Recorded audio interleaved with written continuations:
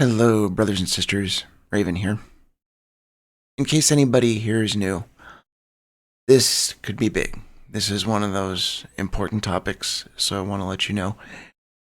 This channel, I keep going through things by Homestead Heritage to try to help people understand what it's about. This is one of the biggest. At first, there's some things I want to start off with that are just going to be brief, that aren't as crucial, but the next is the one that's going to really point out what they're messing with at Homestead Heritage. This is Ozzy's collection of definitions he's calling the Devil's Dictionary, ironically befitting. But today I'm going to kind of jump through two of them because the definitions of these words are very debatable. Theologically speaking, there are different views of how to look at these. So I'm not going to go through them as much because they're debatable. They're up in the air. These aren't the real issue. I'm going to start off with election.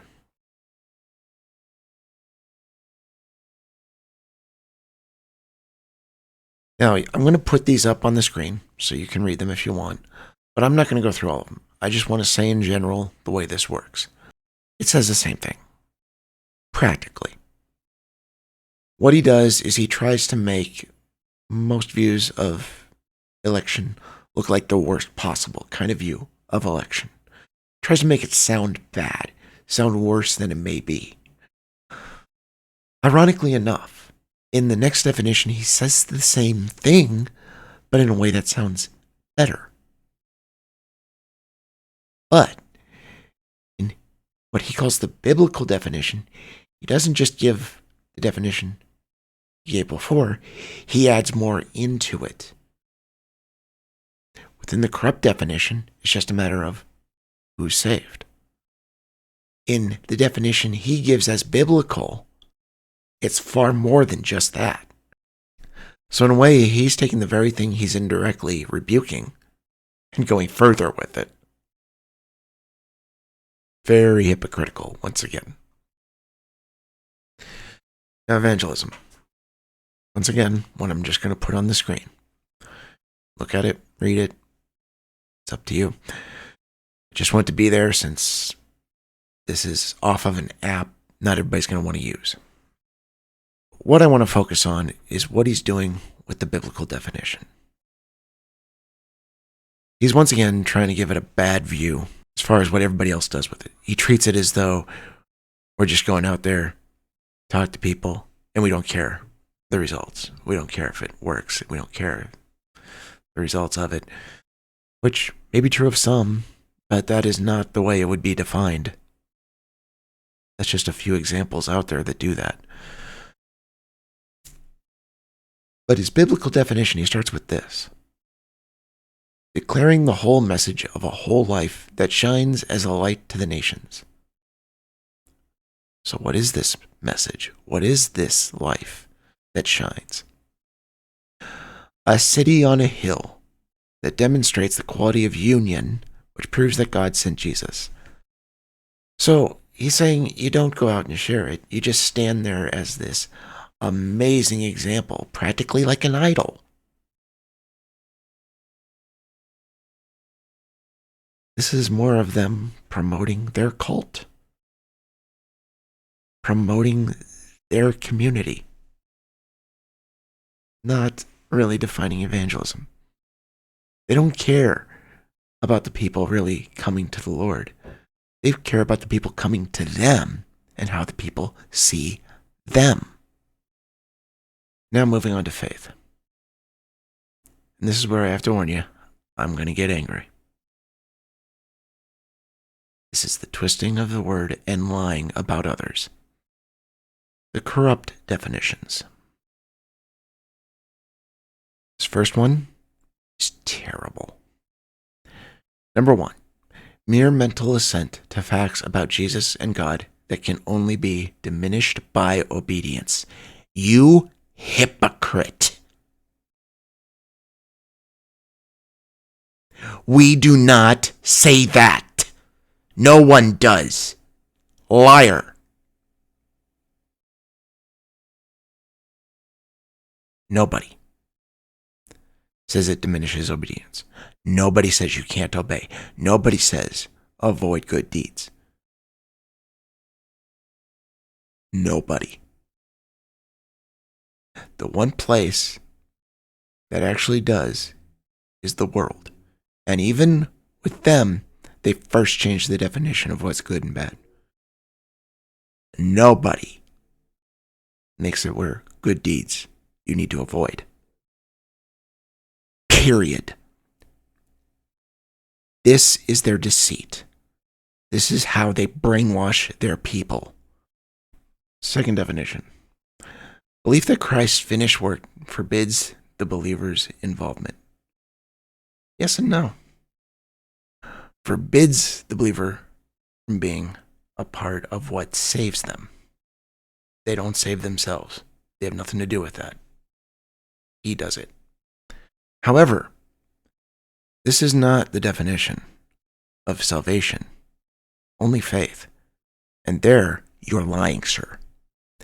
This is not what we teach. This is not what others teach. You are lying. Teach this about salvation, not about faith. This is what James is talking about when he talks about faith and works. And faith without works is dead. That's what he's speaking of. Not works leading to salvation, but works that come out of faith. 3. Unapologetic inconsistency between one's professed beliefs and one's lived religion. Once again, he's pushing what he said at the start. This is not how it's defined. This is actually what we keep saying is the opposite of the definition. Stop lying. It's aggravating because he's telling them at Homestead Heritage that we teach differently than we do. He's accusing us of things we never teach. I even see people coming out of Homestead Heritage who have trouble getting out of this. Even though they've come to see falsehoods, even though some of them are seeing the truth, they still, for some reason, believe the lies of what he claims we teach, which is nothing but deceit. Now for what he calls the biblical definition. Energizing for obedience, ignited by the word of his power. No. No, no, no. There is some truth to it. Because yes, as James described, which I'm surprised he's not using James in these references he gives, it is faith that brings works. But the reason he doesn't say it is because he doesn't want you to see this energizing for obedience as what James is talking about. Because he wants the cause and effect flipped. So in this definition, he's not giving that passage so that you don't assume that passage is talking about this definition. Problem here, energizing for obedience, ignited by the word of his power. Problem with that is that idea of ignited by the word of his power. So the faith is what he does, not something we have.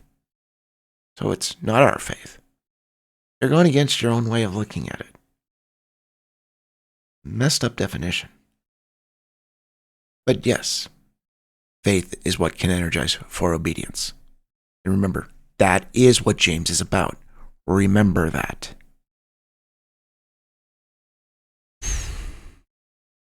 True. Number 2. Now this is a good one.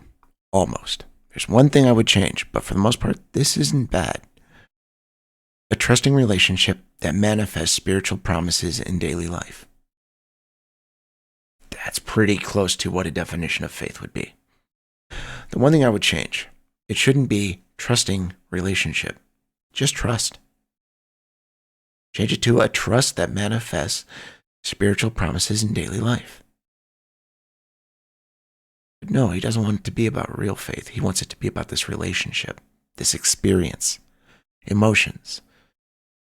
Don't let it be about anything to do with your thinking. He doesn't like that. But since he still uses that adjective, it's closer to a decent definition with this. Notice that passage is all about making that word fit. By once again giving you something that isn't defining faith, but simply brings faith up while defining something else. He does this with almost every passage he brings, and there's plenty of passages he could bring that would give more of a definition. I've shown it in an earlier video, but he doesn't want to bring up those passages because of where it shows your faith is supposed to be. He doesn't like that because your faith needs to be in Homestead heritage, in their community, not in Jesus. 3. Receiving the word of his power unto obedience that overcomes the world. Sounds better. Sounds good. The receiving of it, once again, this works because it's showing what faith is, followed by obedience that overcomes the world. However, he has to add that in because he doesn't want obedience to be left out. Obedience to him is the definition, not the result. So he has to keep it in there. Then he goes to definition 4. Here's where it gets really messed up. Impetus for action, apart from which faith is dead. It's truly a definition. Then yeah, that stands to reason. The reason he adds that in is because he tries to use something out of Scripture to make it look like that is the definition. But it's not the definition. After these earlier ones that showed obedience was a result, he now goes and redoes it to try to make it so that that obedience defines it. He now contradicts the earlier definitions. After making it look good, making it look like he's following these passages, he now goes and flips it. And of course, brings up James 2, because people always love to mess that up. Talked about it before, so I'm not going to go through all of it, but there is something I want to point out. So James 2, 18 to 24. But someone will say, you have faith, and I have works. Show me your faith without your works, and I will show you my faith by my works. Note that. Show your faith by works. You believe that there is one God. You do well. Even the demons believe and tremble. But do you want to know, O foolish man, that faith without works is dead? Was not Abraham our father justified by works when he offered Isaac his son on the altar? Remember, he did not complete that task. Do you see that faith was working together with his works, and by works, faith was made perfect? As in, proved his faith. It wasn't because the task had to be done. It's because his faith had to be shown as authentic. And the scripture was fulfilled, which says, Abraham believed God, and it was accounted to him for righteousness. Remember that. Talked about that before. Accounted to him for righteousness. Not it was righteousness, it was accounted as it. And he was called the friend of God. You see then that a man is justified by works and not by faith only.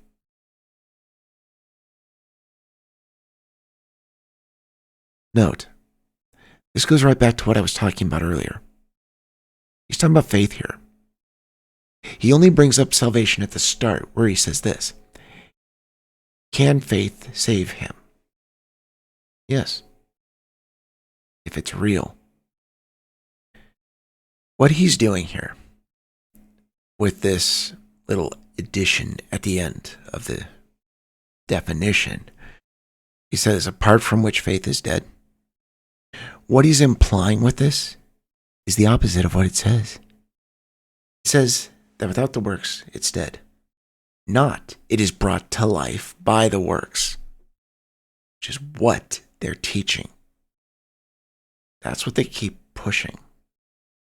If you watch some of what he does when he talks about it, that's exactly where he tries to point. It's that the obedience causes the faith to be real. No. The faith causes the obedience. As that passage said, show you my faith by my works. The faith is already there. It already exists. It's already real. But it's shown by the works. It's made perfect by the works. That word perfect, the way it's used in the original text, is a word that would mean complete. Faith is now complete. Not that it wasn't there before, not that it wasn't really faith, but you've completed it.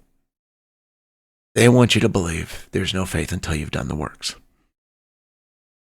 That's why he says what he says. He cannot put in how we teach the same thing he is saying in these first three definitions and going against what he implies in the fourth. They want to make obedience first and foremost. They would want obedience to be above all the rest. From what we saw in the previous definition, this faith is in that kingdom on the hill, that great society of such amazing union that they are building. And they want this faith put in them. They want obedience to them. That's what this is about. And you'll notice there's a reason these definitions are so much closer to the truth than the definitions of other words. Because this is the one they most want people to think means one thing when they're teaching something else. Make it look like they see faith one way, but all of their teachings, all of their sermons, everything I've seen takes it the other way. Something very interesting that I want to point out before I stop, before I come to a conclusion on this. Number 4, notice that word, impetus for action. Definition, if you look it up for impetus, there's a reason he used this word. It's this. The definition is this: the momentum of a moving body, especially with reference to the cause of motion. Momentum of a moving body. Impetus for action. What he's really trying to push with this is more of having that union in order to perform these actions. And if you don't have this union to perform these actions, your faith is dead. Know what that means. If you don't have the right union, it's not real faith. If you're saved by faith, you don't have true faith, you're not saved. This is something that comes up a lot, and they keep trying to make it sound like that's not what they teach. But in their teachings, it's there again and again and again. They believe you have to be part of the kind of union, kind of community they are promoting to be saved. It's what we've gone through before in their baptism communion document. It's what we've talked about multiple times. That's why he ends with this definition. That's why this is the last one. That's why this is the one where he refers to James and not the earlier ones. Because you want you to take James this way. That is what it's really saying, which is everything before this. But I hope this is helpful. I hope this clarifies for some of you. See you guys next time. God bless.